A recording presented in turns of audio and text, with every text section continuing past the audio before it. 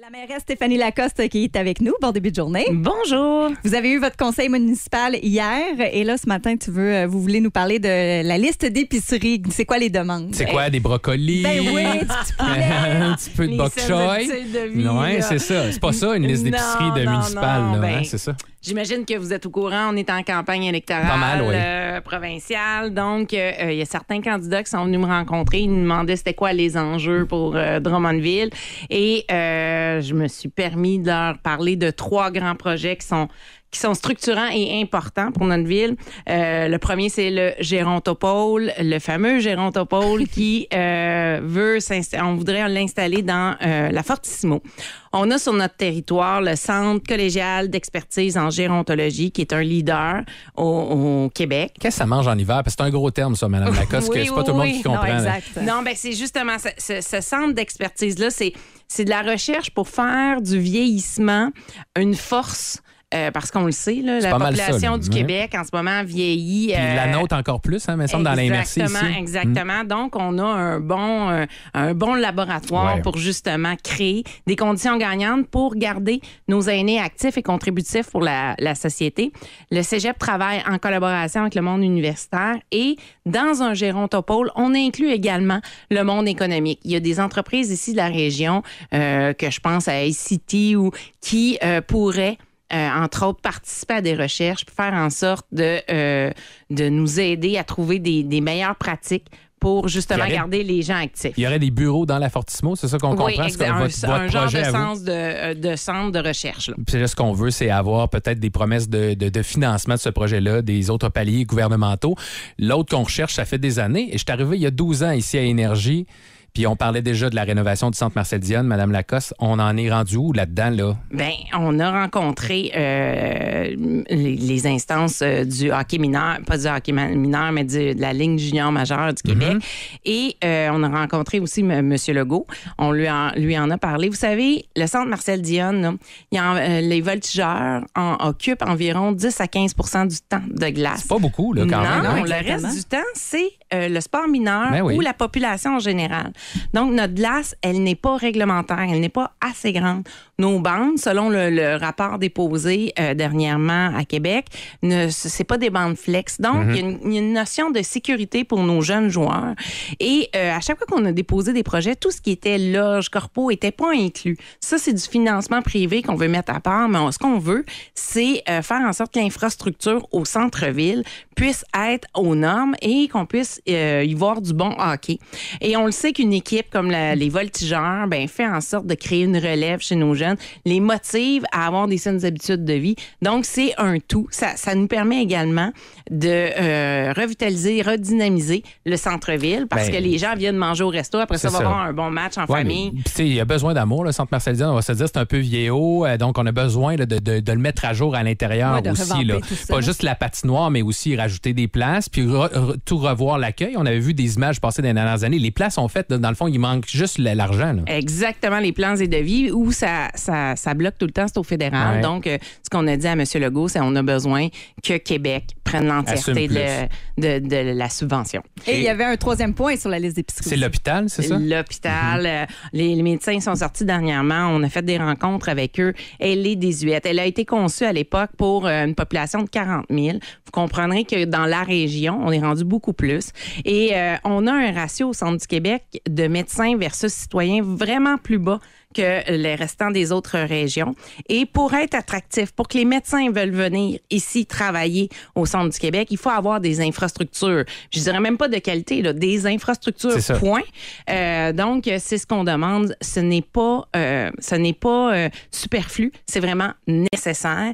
Et on m'assure qu'ils ont des plans pour l'hôpital qui est actuel. Là, il y a des cliniques qui, en ce moment, manquent de place, donc ils pourraient se reloger à l'hôpital actuel. Donc, la synergie créée entre la nouvelle hôpital régional, ça veut dire proche des grands axes, qui couvrirait l'ensemble de la région et qui aurait des services qui, en ce moment, se retrouvent plus soit à Sherbrooke, soit à Trois-Rivières.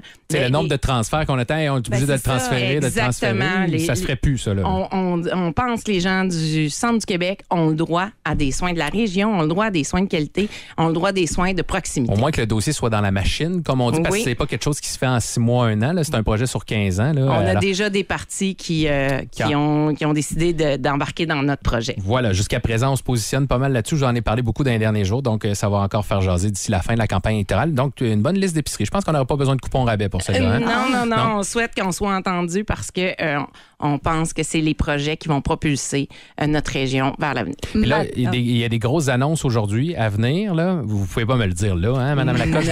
Vous savez, je suis journaliste. J'aime ça, vous garder les surprises. Mais une grosse annonce, un projet exceptionnel qu'on dit avec des retombées économiques majeures pour Drummondville. Donc, c'est une belle annonce. C'est ça pour nous dire qui s'en vient. J'ai vraiment hâte de vous l'annoncer. On s'en parle la prochaine fois, c'est Parfait. ça? Madame la mairesse Stéphanie Lacoste, merci de votre parole. Pour savoir tout ce qui se passe chez nous, parlons Drummondville. Voici la mairesse Stéphanie Lacoste.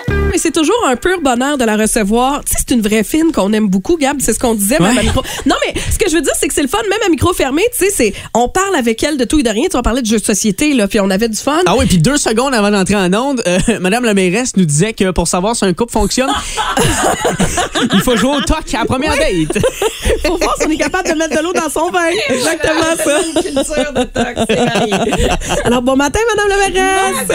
Hey, ça me fait sourire parce que on a envie de parler ce matin, puis on en jasait, puis Yannick me disait, on va parler de la poutine électorale. Puis là, j'étais comme, la poutine électorale. Pardon. Là, j'ai dit, peux-tu m'expliquer les termes? Parce que là, je comprends pas. Il dit, non, mais là, il me dit ça très sérieusement. Ben non, mais c'est toujours utilisé avec les maires et les mairesses, le mot poutine ou la liste d'épicerie électorale. Je lui ai dit, mais de quoi tu parles? Puis là, il me l'a expliqué, puis je comprends. Donc, aujourd'hui, Madame la mairesse, on parle de votre liste d'épicerie électorale. Et voilà. Et ce n'est pas des brocolis ou des céleris qu'on demande, c'est des projets structurants pour la ville de Drummondville. Il y en a plein, mais on s'est quand même limité à 3 qu'on présente à chacun des candidats qui viennent me voir. Tous ceux qui ont un siège à l'Assemblée nationale, je vais me garder du temps pour les rencontrer, pour leur faire savoir ce qu'on a besoin à Drummondville. De ce que je comprends, c'est comme un peu nos demandes, c'est ça? Exactement. Il y a tout d'abord le Gérontopôle, qui est un pôle d'innovation en gérontologie qu'on veut aménager dans la Fortissimo. Oui. On a sur le territoire le Centre collégial d'expertise en gérontologie qui travaille également avec le monde universitaire. Aussi difficile à faire qu'à dire. Oui, c'est tout un exercice. Et on veut également s'adjoindre le monde économique. Et tout ça, ça va devenir un centre de recherche pour faire du vieillissement de la population, on le sait. En ce moment, au Québec, la population vieillit beaucoup. Une force. Comment on fait pour les garder actifs, contributifs à la société et heureux? Donc, c'est le genre de recherche qui va avoir lieu dans ce pôle-là qui peut s'exporter à l'ensemble du Québec. On va aussi parler, et puis tu sais, ça fait longtemps que c'est sur toutes les lèvres, la fameuse rénovation, en fait, tous les rénaux qui entourent le centre Marcel Dionne. Effectivement, on parle, M. Legault a souvent mentionné qu'il faut que les centres-villes revivent. Le centre Marcel Dionne nous aide à dynamiser le centre-ville parce que les petites familles vont manger au restaurant et ensuite vont voir un match. Ouais. Mais notre glace, elle est trop petite, elle n'est pas réglementaire. Nos bandes non plus. C'est pas des bandes flex. Pour la LHJMQ? Pour le hockey mineur en général, parce que ce qui est important de savoir, c'est que les voltigeurs occupent environ 10 du temps du centre Marcel Dionne. Le reste, c'est le sport mineur. Donc, pour une question de sécurité également, on a besoin de rénover. Tu sais, oui, il y a l'aspect esthétique, rajouter des places, les loges et compagnie, mais il y a aussi un aspect de sécurité. On a besoin que nos jeunes puissent pratiquer leur sport dans un milieu sain, et on le sait qu'une équipe comme les voltigeurs fait en sorte que les jeunes ont envie d'essayer leur hockey, ils ont envie de persévérer. Mon fils est convaincu qu'il va jouer dans les voltigeurs. C'est depuis qu'il les a vus. Fait que c'est beau ce que ça amène aussi. Ça, puis on a une équipe très présente dans notre milieu. Là. Ils vont voir nos jeunes. Là. Donc, on veut assurément qu'il y ait un bel environnement pour pouvoir évoluer. Quand est-ce que tu vas apprendre à ton fils, Joanie, que tu n'es pas tir au but? J'aimerais ça à moi, tir au but. Mais tir au but, c'est une personne à part entière. Puis on va le laisser, puis on va l'inviter à sa fête. Il y a une blonde tir au but. Mais oui, de rien. Mais c'est ça. Je veux revenir sur ce qui a fait beaucoup jaser. On en parlait nous-mêmes ce matin. On va aussi parler de ce nouvel hôpital qu'on aimerait avoir. C'est un hôpital régional. Vous savez qu'il y a certains services de santé qui sont prodigués à Trois-Rivières et à Sherbrooke. Ouais. Je pense que les gens de la région ont le droit d'avoir ces services-là ici, au centre du Québec. Donc, tu sais, on disait, on n'a pas besoin nécessairement d'un hôpital, on a besoin de médecins de famille. OK, mais pour pouvoir être attractif, pour que les médecins veulent venir travailler dans la région, il faut une infrastructure. Puis je veux même pas dans une infrastructure de qualité, là. Je veux une infrastructure point final. On a besoin de ça pour pouvoir prodiguer des services de santé locaux aux gens de la région. Et puis là, ben, tu sais, ça faisait jaser. Tout le monde se disait où est-ce qu'on va le mettre. Ça spéculait partout. Là. On a plein de suggestions. Elles sont peut-être pas bonnes, mais si vous avez besoin de suggestions, nous autres, on en a. On a une liste d'épicerie, nous autres aussi, là, Madame la mairesse. On s'est dit par-dessus, on va faire une coupe d'étages, peut-être par en dessous aussi. Cette semaine, justement, on se réunit à la ville. Là. On a plein de terrains là, à évaluer pour regarder quel est le meilleur emplacement possible. Parce que quand on parle d'un hôpital régional, il faut qu'il soit accessible facilement pour les gens de la région. Non, c'était pas tellement ça, nous autres, par exemple. Là. Fait que, invitez-nous pas, on pourra pas aider. C'était pas dans les critères, l'accessibilité.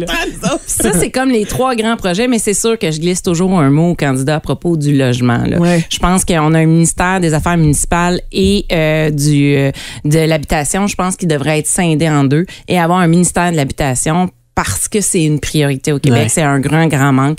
Donc, je pense que le gouvernement pourrait scinder ce ministère-là en 2 et donner la visibilité et surtout la priorité nécessaire à la crise du logement. Merci beaucoup, Madame la mairesse. Je suis d'accord avec tout ce que j'ai entendu ce matin. On vous laisse. Je sais que c'est une petite journée à peine occupée. Hein? La vie de mairesse, c'est tellement... nous, on se croise à peu près dans 18 événements dans une journée. Et voilà. Mais ça faisait longtemps qu'on s'ennuyait. Ça faisait très longtemps. Merci beaucoup, Stéphanie Lacoste.